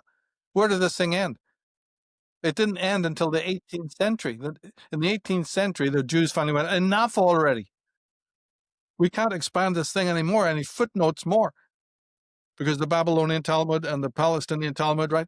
It just bloated and bloated and bloated and bloated until finally even the Jews couldn't handle it. And they said, enough already. Close it. Stop it. And then the thing went through 3 further massive redactions. The Torah, the Talmud. 3 great Jewish scholars had to go through the whole nightmare mess of it and pare it down into something that even looked like it made sense, through the later centuries, thinking almost from the 11th century up until the 20th. You had 3 massive rewrites just to get the thing to beat it into shape. And then there's these I didn't know that. oh yeah, and then there's these sects of Jews that go, the whole thing is a waste of time. You didn't need anything but the 5 books. Who told you to go and interpret anything? The pure Torah is enough. That's God's real transmittance, right? That's God's holy chronicle. We didn't ask any individual to come along with their gray cells and interpret it. There's Jews within Judaism that reject the whole of the Talmud. They still exist today. They're a very small cult, small sect, but they're there. And what they're really against, you see, is the rabbinical tradition. They hate the rabbis, and what I call the priests. So within Judaism is a group of people who say that Judaism was corrupted by priests from as early as the writing of the Talmud. Completely unnecessary. Get rid of it. Can you believe that? How many Christians have told you that? How many people in Sunday school have told you that? How many people know about, you see? Yeah. From within their own group, there's people who refute the whole thing. But nobody will ever tell you that. Yeah. No. It is fascinating. Yeah. And it's, I'll not veer this conversation too off then about the occult and about these secret societies anymore. I think we'll do an episode on it themselves. Sure. But just as we were speaking about ancient Egypt then and about sort of this worship of the stars and of the heavens with it. Again, this is the reason why the pyramids were built in the first place, I think it was. I think they were an ancient observatory. Ralph goes into details about this, but I think it's even encoded into the parameters of how the pyramids were built, or their size, if you know what I mean. It relates to sort of this equinoxes and about the cycles of years and about the precession, all of those things too. Is there maybe any final little things you want to bring up just about astrotheology for people, or do you think we've covered enough there today? Well, you see, look at the pyramids, right, that you mentioned. They don't have any symbols on them at all. Here we've talked about a world cluttered with symbols and the reason for it, but the pyramids have no symbols. But they are symbols themselves. And they're like ladders to heaven. You see? And nearby you got the Sphinx. Now, as a matter of fact, it worked like this. The pyramid had a glass or crystal pyramidon at the top. Right? A big giant one. And it was only put there once a year. probably around the spring equinox, by the priest. And they'd watch it, and they'd notice that the sun the rays of the sun passing through the great crystal at the top of the pyramid would cast on the desert below, on the sands, these weird squiggly shadows, right? And those shapes were noted and written down, very similar to the thing we're talking about the other constellational, right? The other conjunction. Well, they were fascinated. And so they used this one as well. And those lines were divided, they became 22 symbols that we know as the Hebrew alphabet. Right. That's Not unbelievably Jewish. interesting. It's not Jewish unless you understand that the Jews or the Israelites were the Hyksos, and the Hyksos ruled the part of Egypt in which the pyramid sits. They ruled the Giza Plateau. Right? It's only later that the name was disingenuously adopted, the Judites. Right? That's a whole separate story we can't get into. Right? We call them the Israelites now. We call them Jews now, but they were originally the Hyksos, the Set worshippers and the sun worshippers. Right? They worshipped the gods. And this is what was all about. The Eye of Ra was the sun. But the god was able to transmit his language, i.e., his alphabet, to us through the pyramidon. See how it all connects? Wow. And we better pay fucking attention to these squiggly lines, because that's God writing on the surface of the sand. His hand, or his light, that's the way they would have seen it, does this. So they wrote these squiggly lines down that later became the Hebrew alphabet and also became the tarot suits. It's not suits. The cards of the tarot are based on this. When you know how 22 to major assign, arcana. that's right. When you know how to assign the Hebrew letters to the major arcana, then you get this. So the Fool, the Magician, all these shapes are basically later adaptations of this exact thing that we're talking about. But those squiggly lines became Aleph, Beth, you see, Gimel, Dalet, Heth, right? Vav, the Hebrew alphabet, all the way around to Tau. Yeah. It was the language of the adepts.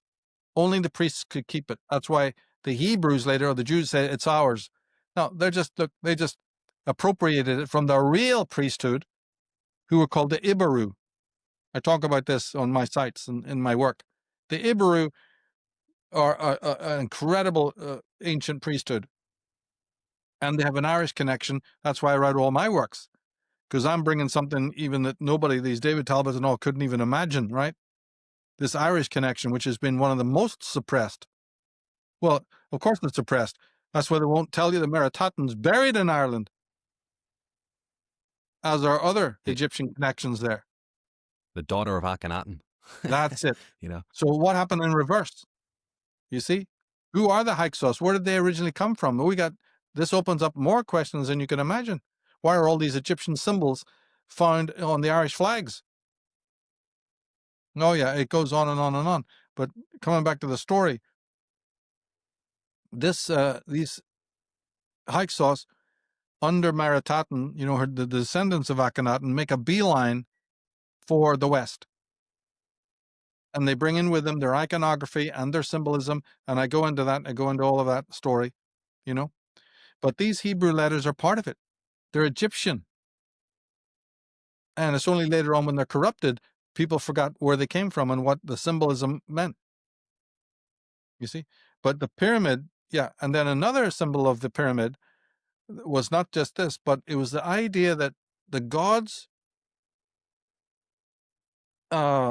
would come down onto the top of the mountain, like I said, the Illies, and they would copulate with a very important chosen maiden. Yeah. And they would breed a child, and if it was a son, that son would become the ruler of the people. Right?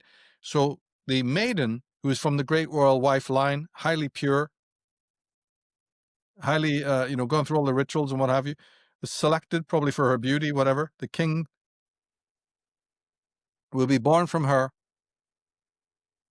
but she would step up and go up to the high place and have some meeting when the gods descended.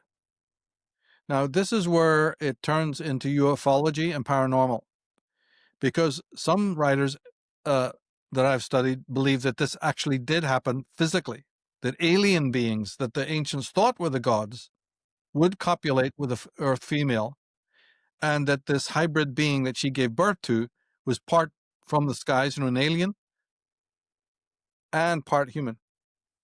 And then they were this is where the age of the gods comes in, where all these ancient peoples talk about that they had god leaders, god kings worshipping over them. It would finally fade away. But these are the god kings that then inspired the incredible building of the temple sites, whether you're talking about, the pyramids, Newgrange, Angkor Wat, Göbekli Tepe, the Osirian, wherever, Stonehenge, wherever you go, that was done under orders of these god kings. And when they perished and ordinary squabbling kings took over, the whole fucking thing went pear-shaped. It all got lost. And nobody knew what these places were about. Does this tie into the work of Zechariah Sitchin then? He sort of chronicles these people. I would say is that so, the start of that? Yeah. And Horus was one of these. Osiris, his father, right, copulates with a maiden, and then gives birth to the solar child. His golden phallus, right? His golden rays. But you don't have to believe in some people don't believe in in the paranormal aspect. They don't believe in UFOs. So you're just left with a story saying, okay, it was metaphysical, the gods. But other people have worked this out and said, oh, no, these were physical beings. And they'd land. One of these aliens would literally appear at the top of a pyramid. They had a little thing, a little center built up there, like you see in the Mayan ziggurats. Little room, a couch. They'd mate. Yeah. And that was it. The woman came down and she was considered sacred. And then 9 months later, she gave birth to a child from the gods. Do you want to give a quick little synopsis over this UFO thing? We're about an hour and a half in, so or maybe we'll save it for another episode, will we? Yeah, because there's a lot to go off here with it. I think it's all so fascinating. I'll tell you what, people. Or go ahead, Michael. Go ahead. Yeah. No. What was your question? Oh no, I was just going to say, like, we'll maybe cut it for there and keep these for future episodes. We'll get into the UFO stuff as well, and the paranormal as well too. But maybe we keep this just as an astrotheology theme. But yes, do you want to just read then the last couple of captions on the article, because it talks about the females, just to nail that part? Perfect. Yeah, I'll read that out. Please. Super. No worries. So, this is just from the end of the article then that we started with. Yeah. It is this group, the original female Illuminati, which ruled from behind the obvious thrones of the world. They established or authenticated other priestess cults of the world. They had their own initiation processes, special rites and ceremonies, observatories and methods for charting the heavens. Crucially, it was the priestesses of these societies who confirmed that the movement of the moon was indeed calibrated to the menstrual cycle. Ergo, most of their cult rituals were carefully synchronized with the movement of the moon through the 13 signs of the zodiac. Etymologically, the terms means, omens, meaning, mental, month, and moon are all connected. They believed that the Great Conjunction, although completed, set a precedent. Henceforth, it was imperative that the sky was closely observed, and since the luminaries appeared to be synchronized to the female generative cycle, men were no longer to be placed in charge of stargazing. Clearly, it was the prerogative of Sophic women. Consequently, it was decided it was women's exclusive duty to revere and obey the counsel of the constellations, stars, and luminaries. So this brings you back to your point of the female Illuminati and about how it was women that were sort of these priestesses, these interpreters of the signs of what was happening in the skies. Is that correct? Yeah, and they took it to incredible lengths. So when you read in the Greek legends about the Delphic oracle and the oracle at Dodona or Ephesus, at other places, and you hear about the Sibyls, the important Sibyls, even in the Roman period, how important they were. And by the way, the original Sibylline oracles, these are the great books of the Sibyls. You know what that is in a compressed form? The Book of Revelation. Yeah, the secret that's never told anybody is that the Book of Revelation is nothing but a repackaging of the old Sibylline oracles known to every Roman king, emperor, nobleman. You consult the Sibyls. So the book of Revelation is entirely one of these female documents, but they slapped St. John's name on it, and tweaked it a bit. It's literally, myth-mongering. yeah, total myth-mongering, total snatch job, and a hideous travesty. But people, the experts have found the parallels. So who are these Sibyls? Who are these witches? Who are these sorceresses or who are the Volupts? They call them, and the cider in the Norse and the Celtic legends. You see, where did they all come from? This is where they all get their mandate. And then the article, go through it in detail, so people should definitely read it. So this is where these female people, the females, got this authority to forever rival the male, and in many cases even supersede the male. It has to do with interpretation of that theater of the night sky. They were better at it because they could interpret symbols that the man just couldn't understand. This has to be taken into consideration. They were very good at it. And this then led to their authority. And they got to like it, of course. And so this is why you hear about the power behind the throne. This is why in Egypt, always, always, always the female priestess or her agent always was there to initiate the king that he had become pharaoh, and the way temples were designed and all of it, the oracles that were there. So this is a piece that's missing, you see. So when these great writers like Julian Jaynes and others talk about the oracles, it's wonderful stuff, but they miss as much as they put in, as erudite as they are. You see, there's always another aspect. And then what I've discovered, what motivates my work, is that these cults had particular symbols that are vastly more important than all the others. We're talking about thousands of different images, but there was a canon, a secret chapter, you see, of particular images that ranked way above. You and I have talked about the cobra symbol, right, before. How did women even get to be associated with that? It's vast. It's absolutely vast. And Hollywood knows all about it. When you see these spectaculars at the Super Bowl, or these idiotic, Janet Jackson type dance routines, or the Beyonce things, right? Riding the Sphinx or riding the lion and the whole palaver over it. They know about all of this female power. And according to them, and you see the all-seeing eye, when the women, you see them holding their one eye closed, and all of this other symbolism is because they are aware of the fact that the woman is the keeper of all of this wisdom. You see? But also, as I keep pointing out, also able to misuse it. It's a language. It elevated them to the realm of not only priesthood, but to godhood. And even other priests started wearing female robes to indicate that they're a female Illuminati. Yeah. The female Illuminati are the guys you're seeing when you're looking at the fifth sect, when you're looking at those cardinals. Can you believe it? Yeah. Right. Symbolically, they have adopted, they may have superseded it or thought they did, because the other, as you said earlier, they went underground, the other group, right? But even the group that's more visible to us in the form of these Jewish priests or these Catholic fucking priests, it doesn't matter. Their symbolism shows you that they are actually emulating the female who had the greater power in antiquity. They're honoring that by their robes, by their whole female symbolism that's involved with it. Once you decode that, you're on your way. And I've written books to help people do exactly that. My Trees of Life is a double volume that walks you through the whole damn thing. Mm-hmm. Brilliant.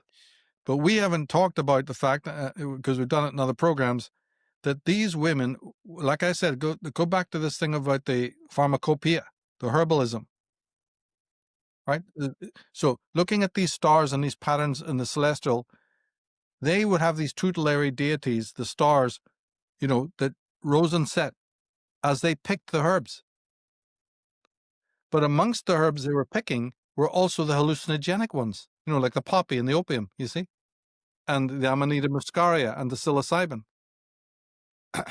So these plants would have a greater power hallucinogenically when they're picked at the right moment where the goddess is seeing her heavenly goddess smiling on her. So you must pick this when the goddess approves, when Venus is rising, or when Venus is setting, or when Venus is in a is conjunct the sun or the moon. You see how it works? Or when Venus is in a certain sign. There's a big difference when she's in Virgo or it's in Leo, and all the rest of the palaver that we can't get into. Or remember, as I said, they had 88 constellations. Well, the planets move in front of those constellations. So how are we meant to know? Wouldn't it be insignificant if Venus was crossing Sirius? Jesus, it would be, because Sirius is the star of Isis. You see? What about Spica? What about the Pleiades? So these women were absolutely fucking obsessed, and would know to go around and do the natural things that they were doing, or mixing the potions, only when the gods were in alignment with one another, and the goddess was in alignment.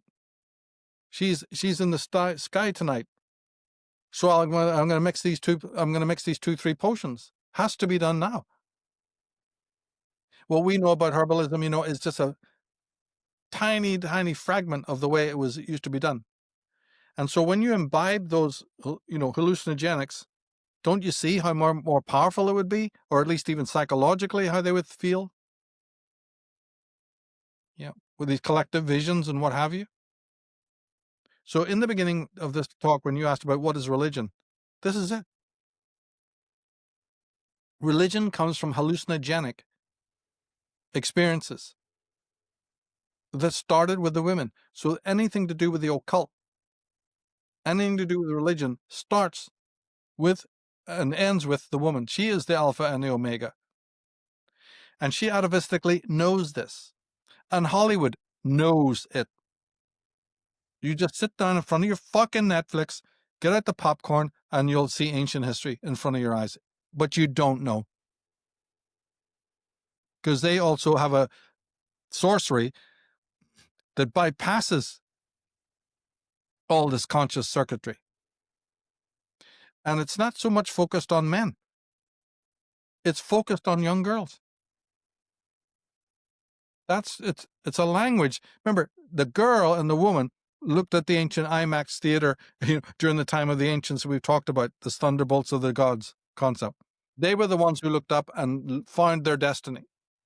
When the girl is looking at this Netflix today, or the screen, or the concerts, what's the difference?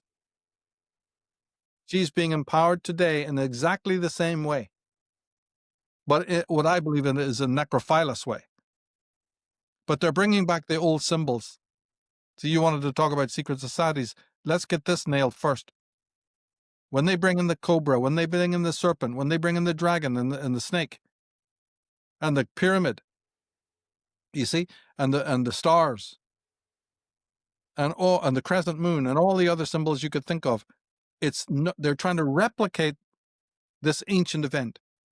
The Talbot has no clue what I'm talking about, right? He took it up so far. They're scientists. They did a brilliant work, but it needed to be expanded. That article does it.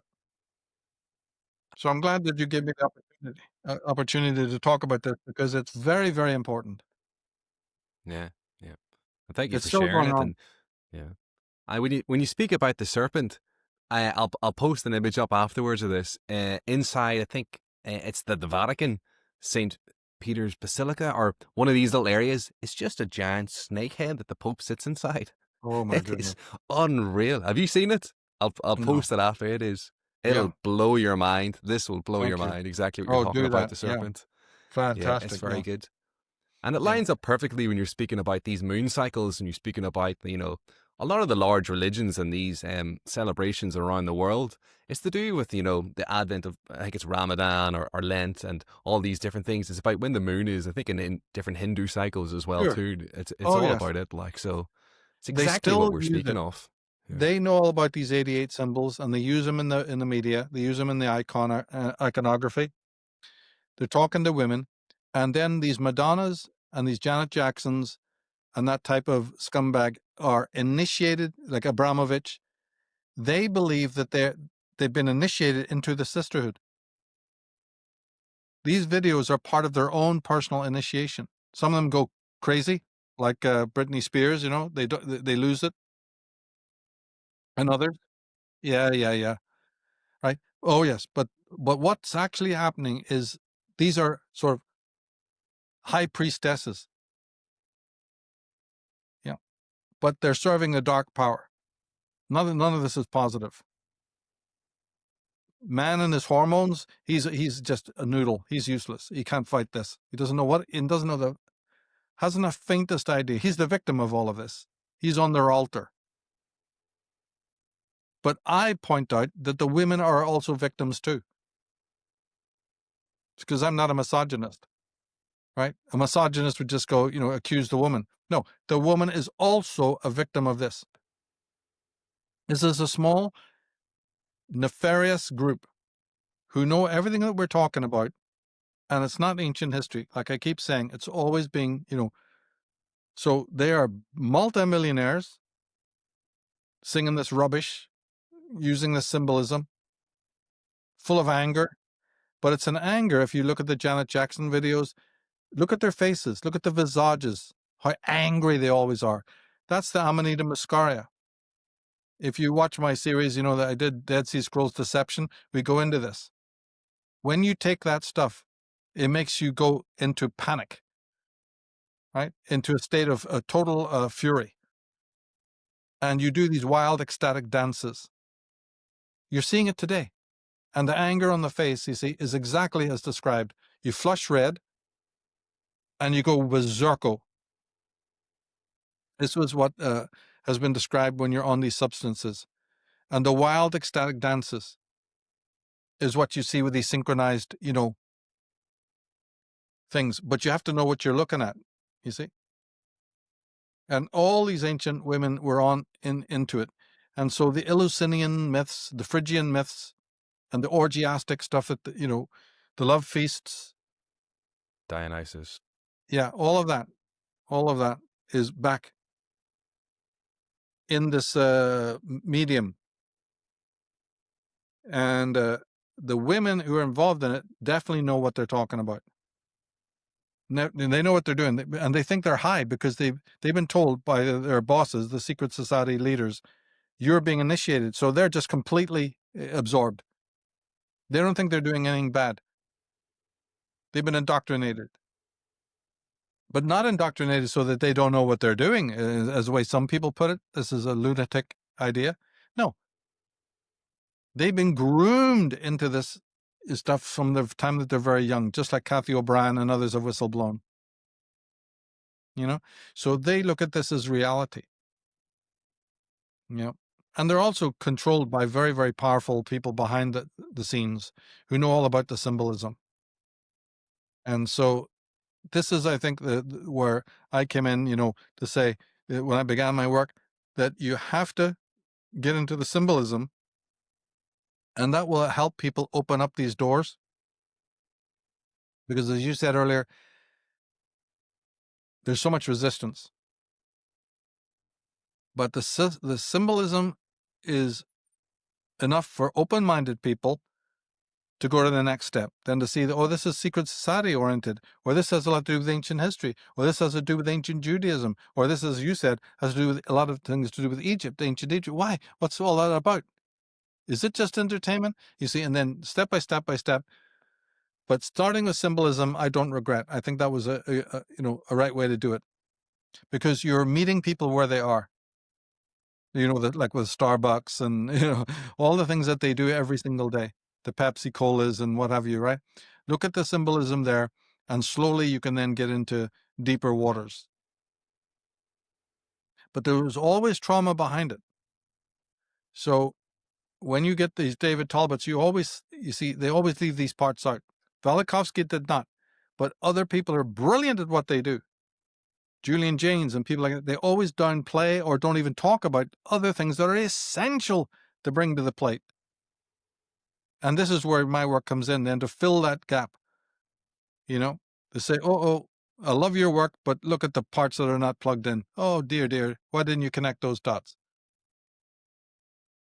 So I go through them all and try to bring in these other things. And then I think you've got something really alive. Now the parts start fitting together even better, sometimes even, better than some of these great thinkers. They're needed, they're valuable. We couldn't have done what we've done without them. But that doesn't mean that they've rounded it off. That doesn't mean that they've really seen all the angles. There's a lot they've left out. So that was my attempt, in that article there, to remind people of this power of the female and how it's not died out at all. It's just morphed through the centuries. Yeah. Yeah. But it's still here amongst us. Yeah. Perfect. And so, yeah, make sure everybody you read that article. That's a great starting point. Michael mentioned a couple of different books as well. Can you give people those couple of books and maybe a couple of the shows, maybe on Unslaved, that might be a next step for people with it? You said it was The Trees of Life, was that correct, with it, and Ancient The Two Origins Trees of of Life. Civilization? Yeah, there's a website on it. Just go to michaeltsarion.com, click on the Trees of Life link there, take you to the website, take you to the book. Now that's a deep dive into these particular secret society symbols, the core ones, the ones that they see. These are the ones that they worship above all. So it's important to know about them. Yeah. And they turn up in the Bible. Things like the burning bush, would be one, right? But they have a particular canon. And it's very important for the person who's really on the trail of these guys, to know about those core images, the ones that they selected and said, no, these ones are pet. These ones are important. These ones are deep. You got to know about them. And there's other ones that are lesser important, So in those books, I go into it. The story of the Atonists is in the Irish Origins books as well. Yeah. But then I have a book on astrotheology called Astrotheology and Sidereal Mythology. You won't find a book like it. These books are far, far, far superior to anything that's been written on this subject out there. Other works are out there, but I've read them all. I think they're very, very wanting. So, I would highly recommend my own books on these things just to save time. But there's also the website. It's replete. Mm-hmm. Very, very good pages on the Astrotheology's own website as well. Yeah, brilliant. We'll definitely dive into this topic even deeper. We'll maybe touch a little bit more on about who these architects of control, the secret societies, because we've delineated their psychology and their philosophy in previous chapters. It's largely to do with this Gnosticism and this body denying, this world hatred, all those things that we mentioned previously. So, yeah, I guess we'll end it from there today. And so, thank you once again, Michael. I really appreciate it. Thank you, for everyone else for stopping by. Great questions. Thank you. Yeah, super. And hopefully people watched that last episode of Individuation. I thought that was unreal, that episode we did. I think it took us those previous 9 episodes to get up into, but that one is extraordinary. So yeah, it's got great feedback so far. Please check it out. And any last little words, Michael, and we'll maybe pass it off and do it next time. Thanks for this. No, thanks for this one. Another great. I love to change up the subject matter. This one, I don't like it to lapse. It's so important. So it's great. And yeah, we'll definitely do more of this in the future. Thanks a lot for today's questions. Brilliant. No worries. Yeah, alrighty. See you next time, guys. Thank you.